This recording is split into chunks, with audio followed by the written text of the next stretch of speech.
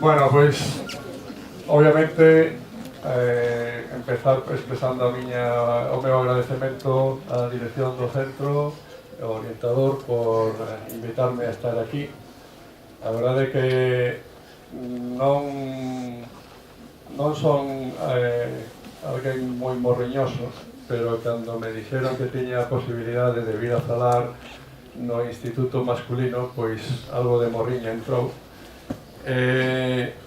Por iso decidí empezar con un pouco de reflexión de como se chega despois de tantos anos a volver a falar no instituto onde un estudiou. Así que todo empeza con un rapaz calquera de Lugo, que podría ser calquera de vos. Quizáis empeza no instituto masculino, que en algún momento tiña esa pinta que non é tan distinta da que ten hoxe. Pois cando nós estudiábamos aquí era máis ou menos o principio dos anos 80. Algún dos meus compañeiros está por aquí diante, igual se recoñecen algunha foto por aí. Esa era a pinta que tiñamos os rapaces naquela época. Eso debe ser o que daquela se chamaba primeiro de BUC, que debe corresponder como a terceiro da ESO ou algo así. Aparte de moitos amigos que recoñecemos nesta foto, outra das actividades interesantes daquela época, que espero que siga activa, era o deporte. Eu era membro do equipo de voleibol do Estudiantes, que penso que no 82 chegamos a xogar a fase nacional, acadamos un honroso cuarto posto. Obviamente non gracias á miña contribución, pero bueno, deso xa falaremos outro momento. O caso é que unha vez rematado o instituto, pois había que estudiar algo. De algún xeito eu fun orientándome a carreira de Ciencias Químicas, que estudiaba na Universidade de Santiago, e que, como vedes, me fixo un poquinho friki. Aí empecé a interesarme por cousas que normalmente os demais tampouco miraban moito, así que máis friki do que parece. Pois un pouco orientado polo interese de temas que se salían un pouquiño do programa do estudio de químicas, pois decidín facerme científico. A verdade é que non está claro como un decide iso. Supoño que na maioría dos casos a actividade vaiche levando por un camiño que despois non é tan doado deixar, e tamén un pouco por influencia dos profesores e maestros que tes arredor. Eu penso que non sería ningún erro decir que boa influencia da miña trayectoria tiveron os profesores de física e química do masculino, e despois, obviamente, profesores da carreira, e especialmente o director da miña tese de doutoramento, e despois outros maestros que tiven ao longo da miña carreira en distintos centros de investigación e distintos países.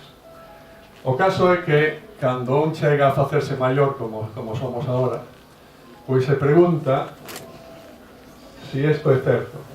Esta noticia saiu fai uns anos no periódico La Vanguardia, e dicía que o 46% dos españois non saberían nomear un científico relevante.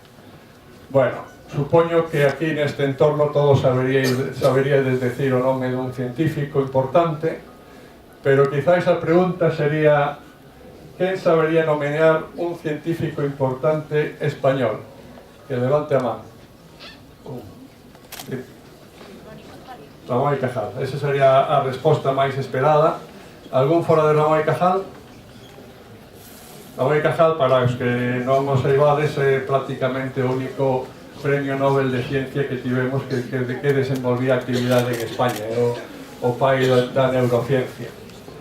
Bueno, o caso é que isto é un problema importante. Penso que a organización de charlas deste tipo, que debería haber moitas máis, porque temos moitos científicos relevantes en España, pois axudaría a dar unha imaxe un pouco mellor dos científicos e da ciencia que se fai en España. O caso é que tamén algo que supoño que sabedes todos é que este ano é o ano internacional da táboa periódica dos elementos, e supoño que todos recoñecedes a persona que está aquí representada. Alguén sabería decir o nome dese señor? Cal é o nome directamente asociado á tabla periódica dos elementos? Ninguén.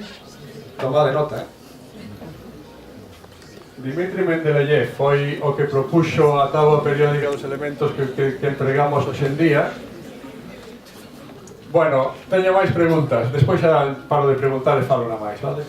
Pero querría que alguén me contestase por que Correos de España sacou un selo este ano dedicado ao ano internacional da tabla periódica, destacando os elementos vanadio, wolframio e platino.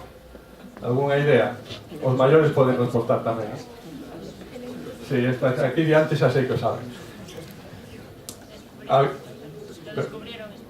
Exactamente. Os tres elementos estes son os únicos elementos que foron descobertos por españois.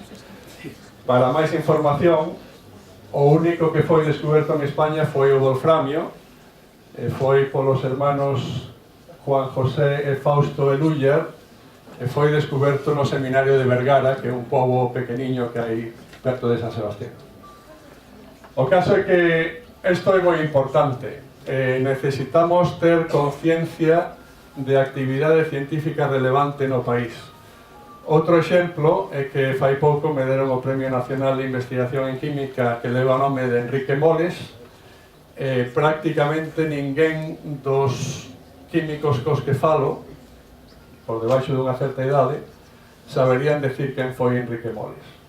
Enrique Moles foi un químico moi importante, digamos, da primeira mitade do século XX, que ademais tuvo unha actividade política importante, foi, de feito, tuvo que marchar de España por cuestións políticas, e que recentemente recibiu de volta a medalla da Academia Española de Ciencias que lle fora quitada polo réxime franquista. Bueno, todo isto era a introducción á actividade científica e a importancia de darse conta de que temos químicos relevantes en España. Cal sería unha boa definición de científicos? A min gustame esta. Os científicos non son aqueles que sempre dan as respostas correctas, senón os que fan as preguntas axeitadas. Aquí é importante para facer ciencia non é saber a enciclopedia completa, senón saber onde están os límites de coñecemento nun campo determinado e saber identificar preguntas que permitan avanzar nese campo de coñecemento. Bueno, por certo, este Levi-Strauss non é o dos pantalóns, Este Levi-Strauss é un filósofo bastante coñecido. Bueno, entramos daquela no tema da nanociencia. Alguén sabería dicir o que significa nanociencia? O que significa nano? Esta rapaza xa sei que sabe todo. Algún máis que saiba algo? Pois veña. Vale, perfecto. Bueno, aquí, nesto que os detrás seguro que non len nin de casualidade, din que a onda do futuro creerei no cando o vexa. Esa é unha boa definición, porque a nanociencia tuvo tantas promesas de tecnoloxías que iban chegar ao alcance de todos, que non está claro cando eso chegará, ou se xa chegou, ou se estamos de camiño, ou como vai ser iso. Así que, hoxe o que vou intentar é definir o que é a nanociencia, un poquinho onde están certos campos e por que é tan importante. Para aqueles que non o superan antes, o máis doado para saber o que significa nano é preguntarlle a quen o sabe todo. Quen é o que sabe todo? Google, efectivamente. Ves como eso sabedes todo? Preguntamos a Google e salen varias cousas. Por exemplo, esta seguro que o coñecedes tamén a maioría. Sale un tal nano banano que non sei moi ben o que é. Penso que é como unha sala de diversión, algo así. Tamén se atopan cousas como un coche que leva o nome de Nano, era o Tata Nano, que era un coche que aquí non chegou, foi sobre todo para países menos desenvolvidos económicamente, pero que incluso ali agora tamén están deixando de fabricalo. Tamén había o iPod Nano, que tamén seguro que sodes demasiado novos para saber o que é, pero bueno, era un cacharriño pequeniño que usábamos que empregábamos para escoitar música, ahora xa se fai todo co iPhone ou similares. Se seguimos a buscar, atopamos tamén estas cousas que non son en absoluto recomendables, que son aditivos alimenticios que lles poñen a palabra nano para que pareza que son máis efectivos ou máis modernos. Por favor, non lles fagades caso. Ás veces salen noticias como esta teño que destacar o que pon. Isto é algo que me salió a mí nunha servicio deses de novas no teléfono, e que falaba de que Apple se prepara para empregar procesadores de 5 nanómetros nos iPhone de 2020. Eu li isto e pensei, quen entenderá o que significa isto? Porque, bueno, aquí fala un pouco de que pasamos de procesadores do iPhone XS, que xa o teñen de 7 nanómetros, e imos pasar a procesadores que empregan 5 nanómetros. E iso que significa? Pois, a cuestión é que deberíamos entender o que significa iso para poder ler estas noticias e chegar a saber se realmente nos din algo ou non nos din nada. Bueno, aí intentaremos chegar aí. O caso é que todo isto xurdiu, sobre todo, por disquisicións un pouco filosóficas dun científico moi eminente que se chamaba Richard Feynman, que tivo o Premio Nobel de Física en 1965 por algo que non tiña nada que ver con a nanotecnoloxía ou a nanociencia, pero que era tamén unha persoa moi inquieta e que lle gustaba divagar e propoñer cousas todas. De feito, esta fotografía é real. Aparte de facer física, tamén lle gustaba ir ao Carnaval de Brasil a tocar os bongos, como se chaman, e participar nos desfiles de carnaval de Río de Janeiro. Pois Feynman deu unha conferencia ao final de 1959 que se titulaba There is plenty of room at the bottom, que significa queda moito sitio no fondo.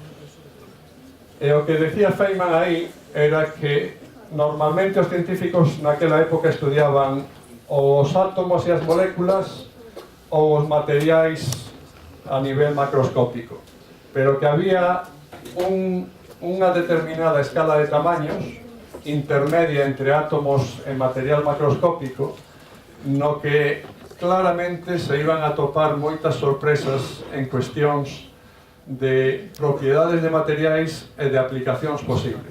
E de feito, el propoñía que para realmente chegar a aproveitar completamente as propiedades nesa escala de tamaños, o que faría falta sería poder manipular a materia átomo a átomo, ir poñendo átomos xuntos e fabricar obxectos moi pequeniños que teñan propiedades moi interesantes. E ademais decía, cos instrumentos que xa temos en 1959 xa deberíamos ser capaces de escribir a enciclopedia británica completa, que son como 12 volúmenes así de gordos, escribila completa na cabeza dun alfiler. E de feito puxo un premio para quen demostrase por primeira vez a capacidade de escribir a enciclopedia británica na cabeza dun alfiler. Bueno, isto que vedes aquí é un exemplo que non foi o primeiro. De feito, o primeiro chegou moi pronto. Non escribiron a enciclopedia completa, pero demostraron que tiñan a capacidade de facelo con os instrumentos. Isto que vedes aquí é unha reproducción dun pedaciño desa conferencia de Feynman, que está escrita con letras que teñen tamaños que se chaman de 60 nanómetros. Canto falábamos eso que era? 10 elevado menos 9. Que significa iso? Agora veredes. Agora os poñerei, intentarei que vexades o que significan as escalas. Isto significa 60 millonésimas de milímetro. E aquí está a escribir frases completas con letras dese tamaño. Simplemente depositando moléculas cunha precisión absolutamente increíble. Esas son as capacidades que xa tiñamos hai 20 anos. Vale? Por aí empezamos. Entón, efectivamente, 10 elevado a menos 9 significa isto. Un 0, 9 ceros máis, 8 ceros máis e un 1 ao final. Ese é o tamaño do nanómetro. Imos pasar ao asunto das escalas. Vou poñer son, a ver se sodes capaces de seguirlo. Está en inglés, pero seguro que todos sabredes entender. Isto é unha historia que comeza nun picnic e que intenta demostrar como cambian as escalas tanto para arriba como para baixo. A ver se se ve.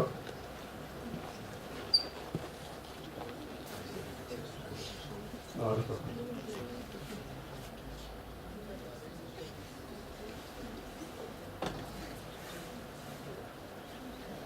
Pues debería oírse.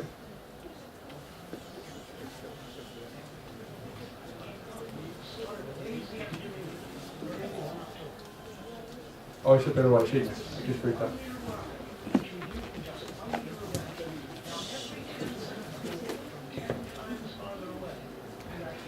Hai sitios por aquí. Para os que estades atrás, hai sitios por aquí diante.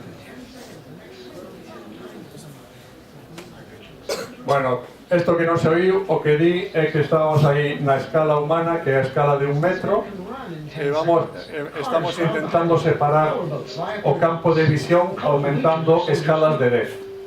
This square is a kilometer wide, 1,000 meters. The distance a racing car can travel in 10 seconds. We see the great city on the lake shore. 10 to the 4th meters, 10 kilometers. The distance a supersonic airplane can travel in 10 seconds. We see first the rounded end of Lake Michigan, then the whole Great Lake, 10 to the 5th meters. The distance an orbiting satellite covers in 10 seconds. Entón, o que quero que vexades é onde queda o tamaño da persona cando cheguemos a 10 elevado a 9 na escala que temos aquí. Zeros, 1,000,000 meters. Soon the Earth will show as a solid sphere. We are able to see the whole Earth now, just over a minute along the journey. Ainda estamos a 10 elevado a Earth measures the 7. distance, but those background stars are so much farther away that they do not yet appear to move. A line extends at the true speed of light. In 1 second, it half crosses the tilted orbit of the moon. Esto é 10 elevado a 9. Xa podedes imaginar onde quedou o tamaño da persona que estaba ali no picnic. Bueno, ahora Now we mark a small vou part of the avanzar un path. The pouquinho. Earth moves about the sun. First, the Milky Way cargo has brought us out of the galaxy. Groups of galaxies bring a new level of structure. Ahora estamos xa tremendamente no espacio exterior. O que vamos a hacer é volver rápido ao tamaño da persona e despois vamos a entrar nas escalas de 10 elevado a menos o que se xa. As we approach the limit of our vision, we pause to start back home. This lonely scene, the galaxies like dust, is what most of space looks like. This emptiness is normal. The richness of our own neighborhood. Entendiches o que dixo agora, verdad? Isto é como a pinta que ten o universo en xeral. Todo valeiro, prácticamente. Every 2 seconds. In each 2 seconds, we will appear to cover 90% of the remaining distance back to Earth. Notice the alternation between great activity and relative inactivity.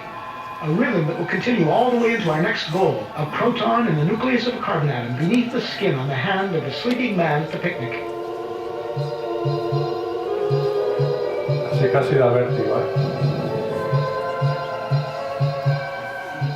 10 to the 9th meters, 10 elevado a 10 to the 9. 8th, 7, 6, 5, 4, 3, 2, 1. We are back at our starting point. Ahí estamos, We slow un up metro. at 1 meter, 10 to the 0 power. Now we reduce the distance to our final destination by 90% every 10 seconds, each step much smaller than the one before. Cando estamos en 10 elevado a menos 2, empezamos a entrar dentro da piel. 1/100th of a meter. Menos 2, We approach the surface of Eso the é un hand. milímetro. Perdón, menos 3 es un milímetro. In a few seconds, we Esto es un enter the milímetro. skin. crossing layer Temos after que layer chegar a of outermost dead millonésima da cells into a milésima. tiny blood vessel within. Skin layers vanish in turn. An outer layer of cells, felty collagen. The capillary containing red blood cells and a roughly lymphocyte. Estos serían los glóbulos vermelhos y glóbulos blancos. Among its vital organelles, the porous wall of the cell nucleus appears. The nucleus within holds the heredity of the man in the coiled coils of DNA. Estos serían los cromosomas, y el ADN dentro de los cromosomas. A molecule like a long twisted ladder whose rungs of paired bases spell out twice, in an alphabet of 4 letters, the words of the powerful genetic message. Este ancho sería el 10 elevado a menos The 8. interplay of form and motion becomes more visible. We focus on one commonplace group of 3 hydrogen atoms bonded by electrical Prácticamente, forces to en a 10 carbon. elevado a menos 9, 4 non electrons chegamos a make the outer cubrir o shell of the ancho carbon itself. da hélice do ADN. Quantum motion is a swarm of shimmering points. Después, si seguimos a baixar, entramos nos We átomos, find ourselves right among those outer electrons. e aí vemos que prácticamente outra vez todo está baleiro. Porque o que temos é o núcleo que está alá no fondo, We enter upon a vast inner space. todo isto está baleiro. Conclusión, At last, the carbon tanto o espacio como a nós que estamos feitos de átomos, estamos baleiros de todo. A cantidade de materia é completamente despreciable. We are in the domain of universal motion. Pasamos. Para facer un resumo disto, podemos facer unha comparativa. Sería, imaginade o tamaño dunha pelota de fútbol comparada co tamaño da Terra completa. Si vamos no sentido inverso, o tamaño dunha bola do que se chama fullereno, que é a molécula de carbono 60 que mide aproximadamente 1 nanómetro, sería a mesma comparación relacionada co balón de fútbol. O sea que o nanómetro é o balón de fútbol o mesmo que o balón de fútbol o tamaño da Terra. Aí estamos a traballar e temos que intentar manipular os materiais dese tamaño con suficiente precisión para poder aproveitar as súas propiedades. Cando todo isto empezou, realmente xurdiu a tentación de pensar que o que imos facer é simplemente miniaturizar todas as máquinas que temos e facer que todo funcione como a pequenos robots na escala dos nanómetros, que podríamos fabricar como nanoarañas que construan os materiais átomo a átomo ou nanopalancas que poidan fabricar en serie dispositivos que estén compostos de materiais dese tipo, ou que podamos facer isto que facía na película ou no libro de Asimov de unha viaxe alucinante onde os científicos se autorreducían para curar a un científico que estaba enfermo, es decir, que se realmente fabricaban un nano submarino para meterse polo sangue e curar a enfermidade. Neste outro libro tamén había unha predicción, este Michael Crichton, non sei se vos sona, é o mesmo que escribiu Parque Xurásico. Aquí o que predecía era que os nanomateriais iban a acabar sendo intelixentes, facer máquinas independientes e acabar obviamente controlando a raza humana. Todo iso foron desviacións que xurdiron das primeiras propostas de empregar materiais deses tamaños para facer tecnoloxía que pudera empregarse. Realmente hai unha definición que a min me gusta e que normalmente sempre poño nestas charlas, que xurdiu en Estados Unidos polo ano 2000 no contexto de poñer unha definición que permita financiar investigación nunha materia concreta. E aquí do que se fala é de facer investigación e tecnoloxía a niveis atómicos e moleculares na escala dos nanómetros, pero sobre todo para comprender os fenómenos e os materiais que temos nesa escala. De xeito que, cando teñamos estructuras compostas por eses materiais, podamos ter propiedades que son novas e que estas propiedades xurden debidas ao tamaño do material. Que quere dicir isto? Isto quere dicir que cando estamos nesa escala de tamaños, nas millonésimas de milímetro, un pedaciño de area que teña o tamaño de uns poucos nanómetros non vai ser igual de duro ou igual de brillante que a area que podemos ver na praia, ou o punto de fusión do ferro vai cambiar completamente por ter ese tamaño, non vai ser o mismo punto de fusión que un tornillo que teñamos de ferro.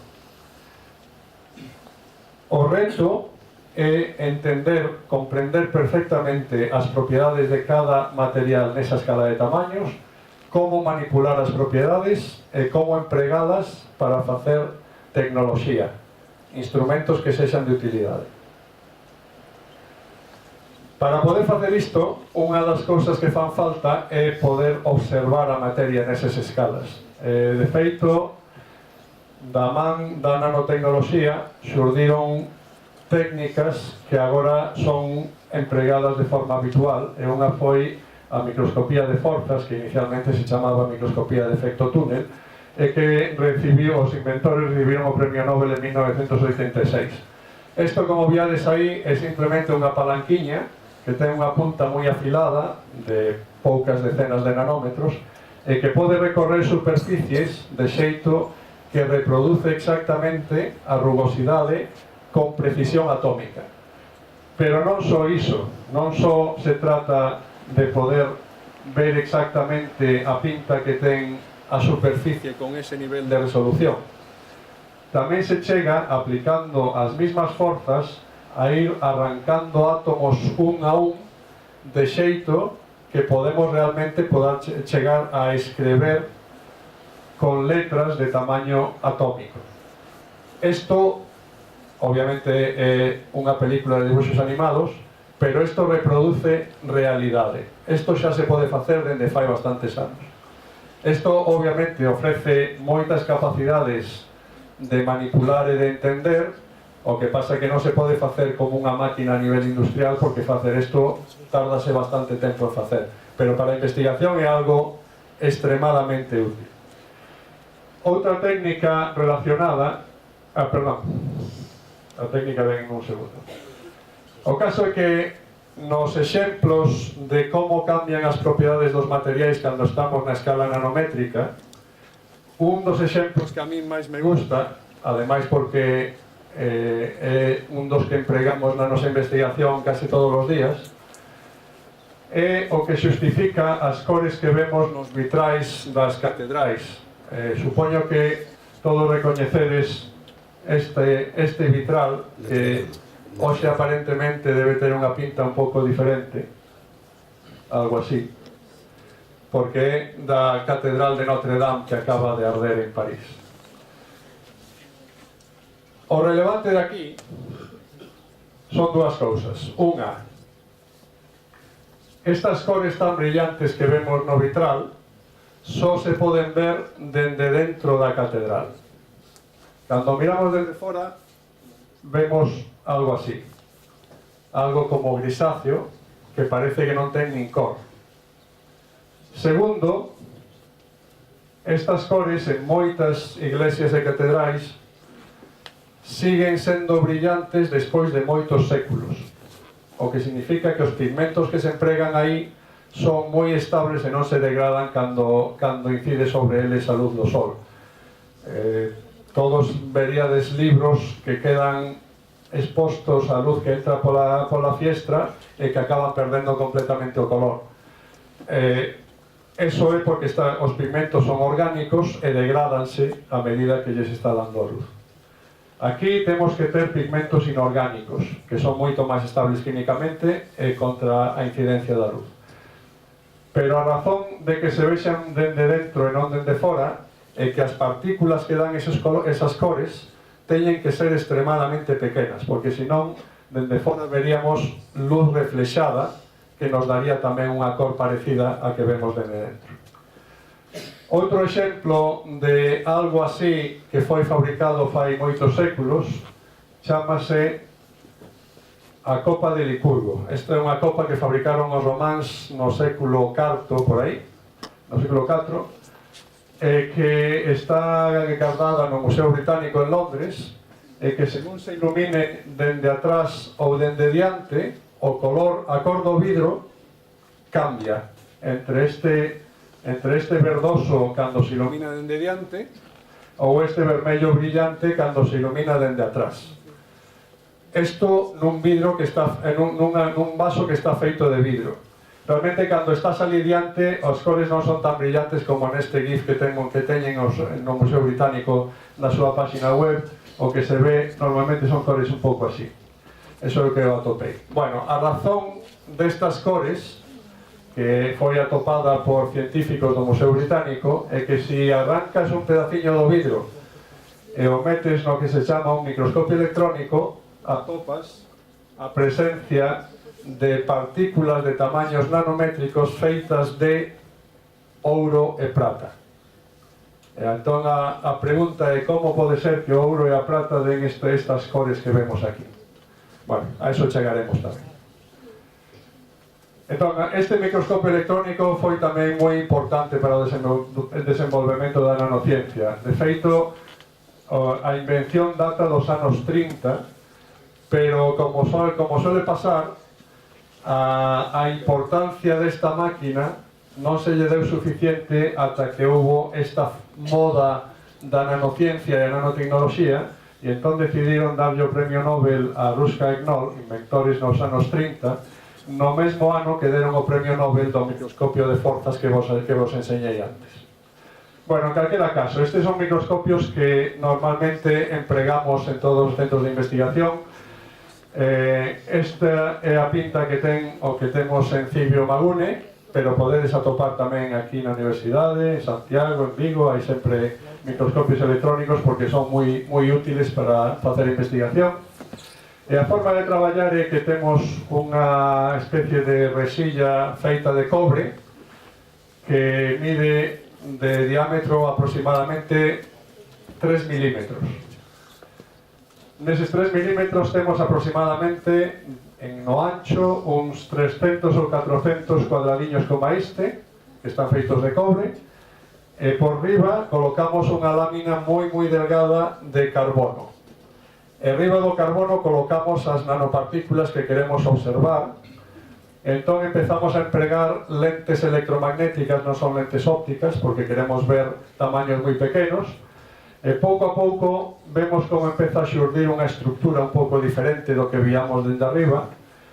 E cando xa estamos ampliando millóns de veces, entón empezamos a ver a aparición das nanopartículas, que neste caso están feitas dun material que se chama sulfuro de cadmio, e que ten tamén unha estructura cristalina. Entón, bueno, os de atrás terán que esforzarse, pero aquí os de diante veredes que dentro de cada nanopartícula tamén se ven unhas boliñas. Esas boliñas que se ven aí son proxeccións de columnas de átomos. Casi poderíamos decir que estamos vendo directamente cada átomo na fotografía. Eso obviamente tamén nos dá unha capacidade de entender o que estamos a facer que é absolutamente imprescindible, pero que nos axuda un montón a entender as propiedades dos materiais.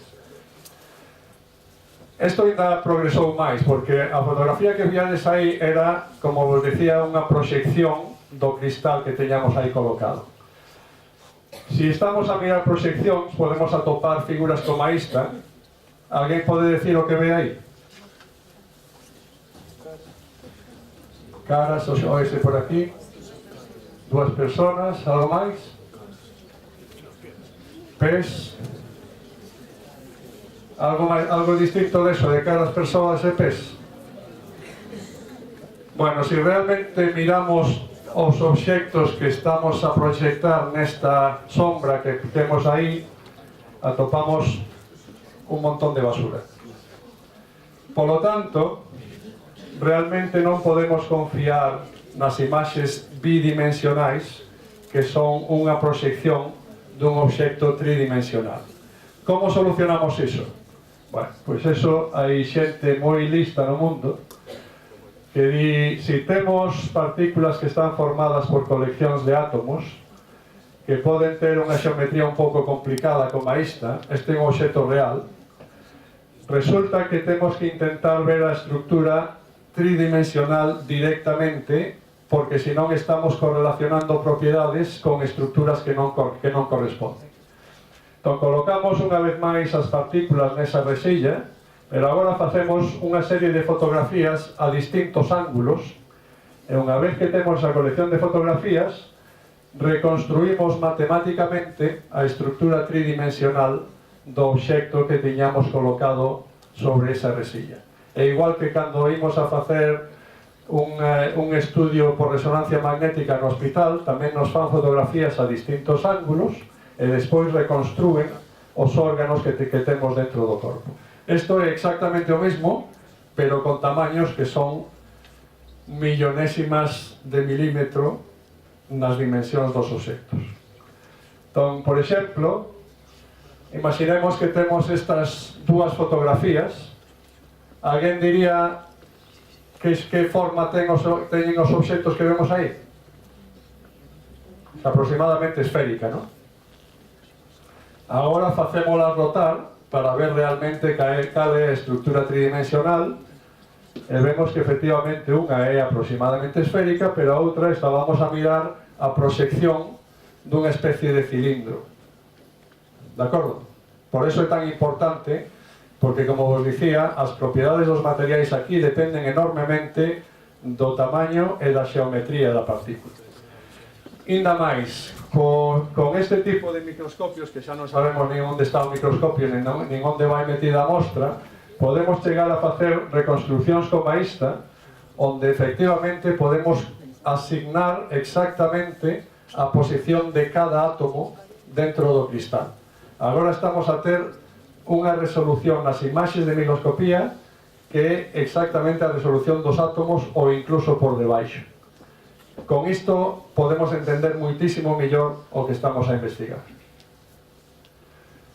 E todo isto como se fabrica? Bueno, pois hai dous métodos principais, un que se chama top-down, que significa que vamos de arriba a baixo, é dicir, que empezamos cun material un pouco grande, empezamos a lanzarlle haces, normalmente haces electrónicos moi enerxéticos ou haces de ións, e con iso vamos construindo estructuras que teñen eses tamaños nanométricos. Por exemplo, aquí, nun instituto de Barcelona, fixeron a felicitación do Nadal escribindo letras nanométricas que poñen Bon Nadal. Todo isto é extremadamente preciso, pero tamén leva moito tempo e os instrumentos son extremadamente caros. A alternativa son os métodos que se chaman bottom-up, que están baseados na química e que obviamente son moito millores. Eso di un químico. En que consiste isto? Isto consiste en empregar disolucións que normalmente son de sales e que conteñen tamén algunha sustancia orgánica, coa idea de que unha reacción química vaya xerando os átomos que queremos ter nas nanopartículas, vanse colocando uns encima de outros, empezando polo nivel atómico e crecendo cada vez máis ata chegar a escala nanométrica, e chega un momento que hai outras moléculas que se colocan na superficie que se chama pasivar, de xeito que aí paramos o crecemento dos cristais, exactamente no tamaño e na xeometría que queremos. Facilísimo, verdad? Así obtemos nanopartículas que están flotando na disolución e que podemos despois convencer para que volvan a organizarse exactamente ordenadas sobre unha superficie. De xeito que non só podemos ter organizacións deste tipo bidimensionais, sino que podemos ter incluso estructuras deste tipo en multicapas, onde cada partícula está exactamente colocada no sitio que queremos que este. Todo isto faise con química. E aquí recordade que estamos a falar de partículas que teñen tamaño de millonésimas de milímetros. Cal é a labor do químico? Convencer a materia de que ten que facer exactamente isto. E de feito, este é un exemplo de fabricación de nanopartículas de ouro que estou prácticamente seguro de que se podería facer no laboratorio deste instituto ou do Instituto de Abad. Simplemente un axitador magnético que poida quentar, unha disolución de ácido tetracloroáurico extremadamente diluída. Un gramo da sal costa aproximadamente 150 euros, pero aquí hai que empregar como unha milésima deso. Facemos unha disolución moi diluída. Cando a quentamos e empeza a ferver, aí engadimos unha disolución de citrato sódico, pois unha laranxa, por exemplo. Deixámolo aí ferver axitando durante uns minutos e vemos como empeza a cambiar a cor da disolución,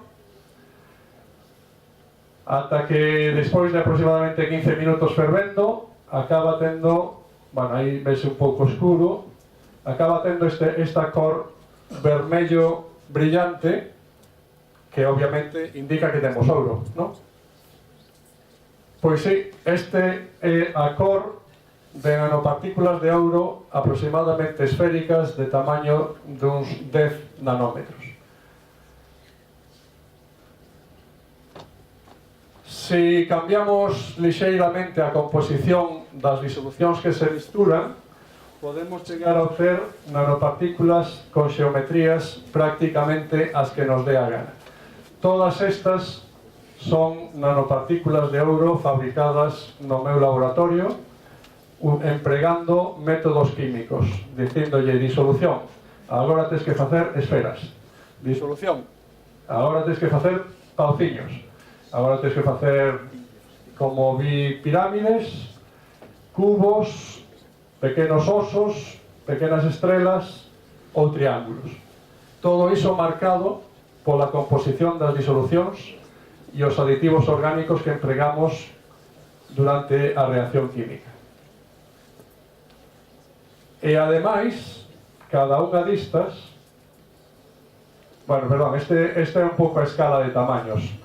Isto sería aproximadamente, o tamaño dun virus sería aproximadamente así de grande comparado co tamaño de cada nanopartícula, e o grosso dun cabelo humán é aproximadamente 50.000, probablemente como 1000 veces máis grande que cada unha destas partículas que temos aquí. Bueno, cambiando a xeometría, cambiamos completamente a cor da disolución. Todos estes que vedes aquí son cores de ouro. Primeira lección, non existe a cor dourada. O ouro pode ter calquera cor que vos podedes imaginar. Vale? E a seguinte derivada é todo isto para qué? Bueno, por unha parte é divertidísimo intentar decirle a disolución agora fai esferas, agora fai pauciños, e a ver que cor me sale cando fago unha e cando fago a outra. Todo eso é realmente divertido e ademais para min é moito máis interesante entender por que cando lle boto citrato sódico teño esferas e cando lle boto bromuro de cetiltrimetilamonio teño pouciños. Eso é moito máis interesante para min como científico que saber despois que vou facer con iso. Para iso hai os tecnólogos que deberían levar a ciencia ás aplicacións. Pero bueno, o certo é que o goberno vasco non está contento con esta afirmación e pídenos que, aparte de facer e divertirnos facendo partículas todas iguais, que lle busquemos unha aplicación. Como estamos nun centro de biomateriais, temos que buscar aplicacións na parte biomédica. Bueno, en calquera caso, isto é un gráfico xa bastante antigo, onde se presentaban algunhas das aplicacións obvias dos nanomateriais. E aquí, casi nin eu leo nada, pero bueno. Aquí hai exemplos como sustancias piezoeléctricas que evitan vibracións nos coches. Todo iso pódese mellorar empregando componentes de tamaño nanométrico. Aquí imos, aquí a unha muller parece. Estos son implantes que melloran o seu funcionamento e a súa estabilidade por levar componentes nanoestructurados. Os letreiros brillantes que vedes agora en casi todas partes, a maioría levan os famosos LEDs, que non é outra cousa que Light Emitting Device, e todos eses teñen componentes nanométricos, como as famosas televisiones QD. QD non é outra cousa que Quantum Dot, que significa punto cuántico, e iso é unha nanopartícula dun material semiconductor. Bueno, etcétera, etcétera. Sensores de ritmos cardíacos que se transmiten directamente ao hospital para facer seguimento de deportistas ou de calquera persoa que poda ter unha afección. Os ordenadores que van extremadamente máis rápido porque levan eses procesadores de 5 nanómetros que falábamos antes. Todo eso son posibles aplicacións.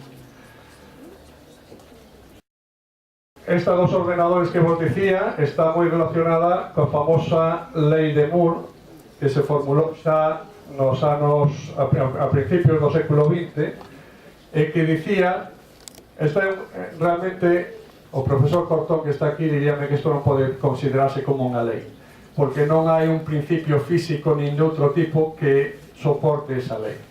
Aquí di o número de dispositivos nun chip aumentará nun factor de 4 cada 3 anos. Como pode alguén poñer unha lei deste tipo se non sabe como vai evolucionar a tecnoloxía ao longo deses anos? E, sen embargo, esta lei cumpliuse prácticamente o dedillo durante todo o século XX e o que levamos de 21. Por qué? Porque os fabricantes dos procesadores saben que para manterse á cabeza do mercado teñen que manter a lei de Moore. Entón, aproveitan todos os posibles desenvolvementos ou frenan os desenvolvementos para que isto vaya ao ritmo marcado pola lei de Moore. E isto significa que, chegado un momento, para poder ter ese número de dispositivos, o tamaño de cada dispositivo ten que disminuir acorde con ese número. E, polo tanto, por aquí xa se chegou a ter que empregar componentes de tamaño nanométrico que teñen propiedades distintas dos materiais grandes, e, polo tanto, hai que entender exactamente como funciona. E aquí é onde entra isto da nova esta de que pasamos de 7 nanómetros a 5 nanómetros.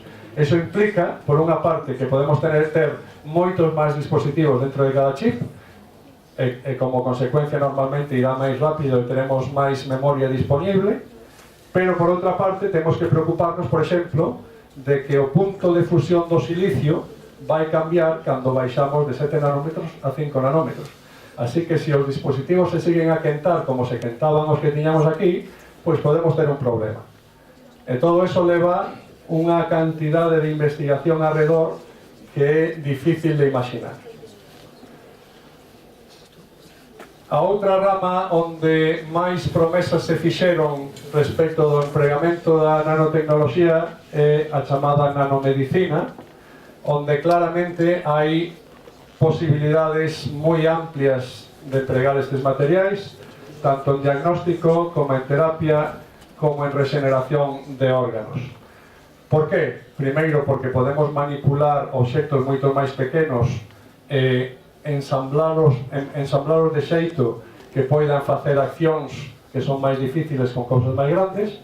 Por outra parte, porque as propiedades que teñen realmente se poden aproveitar moito mellor. Para rematar, vou poñer dous vídeos que serían exemplos do que a nanomedicina promete. Este vou poñer o seguinte vou poñer sin son, porque está en alemán, xa tanto non vou pedir. Isto é unha tecnoloxía que está baseada en nanopartículas magnéticas. Isto que vedes aquí sería unha partícula feita de óxido de ferro, como se fora magnetita, que responden a campos magnéticos. E aí veades a comparativa de tamaño cos glóbulos vermellos. Bueno, atención que aquí ven o interesante. Vamos coller estas partículas e vamos inxectadas no cerebro dunha persoa que ten un tumor cerebral. De xeito que as partículas van entrar só nas células canceríxenas sin tocar o tecido sano que hai ao lado do cancro.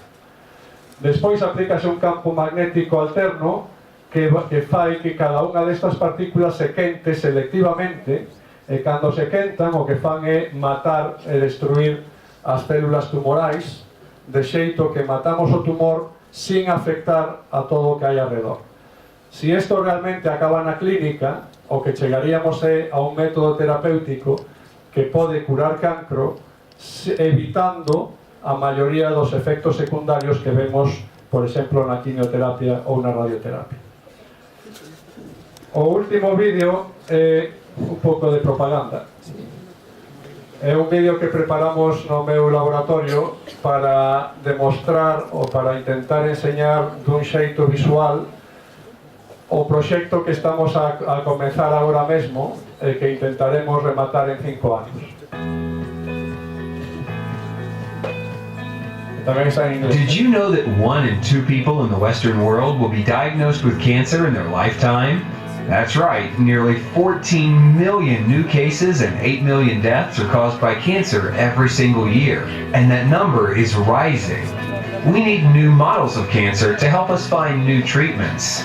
Currently, the use of optical methods to look at cancer are restricted, as light waves cannot look inside cancer cells, and optical dyes do not last long enough to follow the progress of cancer. The 4D BioSIRS project overcomes these limitations by using Surface-Enhanced Raman Scattering, or SIRS, a method that works by increasing the intensity of light reflected by molecules attached on rough metal surfaces, or very tiny metal particles, nanoparticles, by up to 100 billion times, enough to detect even single molecules. SIRS can also be used to create encoded particles or SIRS tags, which function as barcodes. SIRS tags are very stable, and multiple tags of different colors can be used at the same time to greatly increase the information available, a technique known as multiplexing. The 4D BioSIRS project uses 3D printing to generate hybrid scaffolds where the tumor and healthy cells labeled with different color SIR tags are grown together to simulate a more realistic tumor environment that can be tracked in real time. This model avoids animal testing and is more accurate as it is based on human cells. The 4D BioSIRS model is also more accurate than in vitro human cell cultures, as they are two-dimensional, and crucially, these models do not include the other healthy cells that make up the tumor microenvironment. By remotely watching the tumors, the discovery of more efficient drugs will be accelerated. Even though the 4D BioSIRS model can be applied to a variety of different cancers, we will start with melanoma and breast cancer, 2 of the most common cancers worldwide that devastate the life of millions of people every year. So to summarize, amongst other things, this system can be used to follow in real time the progress and growth characteristics of different cancer types, the influence of different healthy cells on cancer, the effect of new drugs at different stages of tumor growth, the effect of environmental pollutants, and any genetic changes or mutations to cells. Our multidisciplinary team at CIC Biomaguni in San Sebastian, Spain, comprising biologists, chemists, and physicists, led by Luis Lith-Marthin, is poised and ready to usher in a new era of treatment for the world's most impactful diseases. En resumo, queremos traer células todas xuntas, colocadas en 3 dimensións, de xeito que se parezan aos tumores que reais.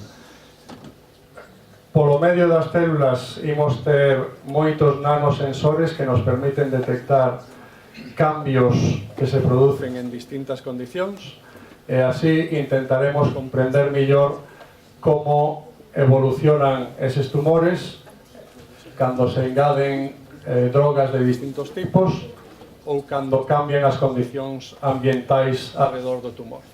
Con eso intentamos progresar no coñecemento das enfermedades e axudar a resolvelas máis. Con isto remato, moitas grazas pola atención e se queredes preguntas estarei aquí dispoñible.